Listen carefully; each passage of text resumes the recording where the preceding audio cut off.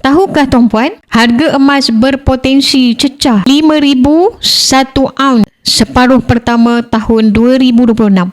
Ini peluang emas untuk kita mula simpan emas atau tambah lagi stok simpanan sebelum harga emas melonjak naik lagi. Ramai orang masih keliru. Kenapa kena beli emas sedangkan duit simpanan dalam bank pun dah ada? Tuan-puan, hari ini saya nak kongsikan sebab dan kelebihan simpanan emas supaya tuan-puan faham kenapa ini adalah peluang yang terbaik. Kenapa kena beli emas? Pertama, emas adalah aset yang selamat. Bila dunia tak menentu, berlaku perang, krisis kewangan, ketegangan geopolitik, orang ramai akan lari ke emas sebab emas adalah safe haven. Yang kedua, emas adalah pelindung nilai yang terbaik. Inflasi makin tinggi, harga barang makin naik, tapi emas ni tuan-puan akan naik seiring atau lebih tinggi berbanding kenaikan harga barang dan kos perkhidmatan. Maksudnya duit kita tak susut nilai bila kita alihkan simpanan dalam bentuk aset emas. Yang ketiga, emas adalah aset yang mudah dicairkan.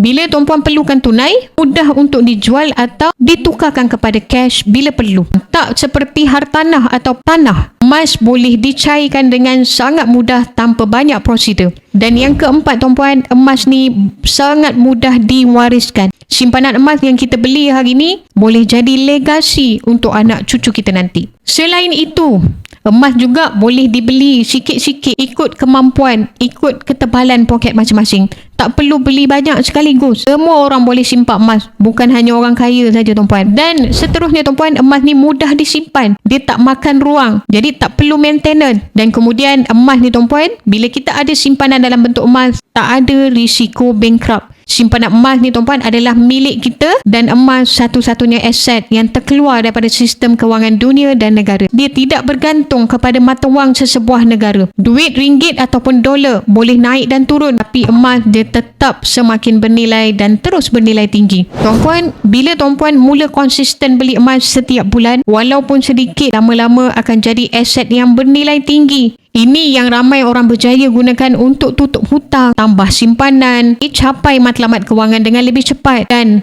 untuk pelaburan yang paling baik untuk jangka masa panjang. Kenapa tuan-puan kena beli sekarang?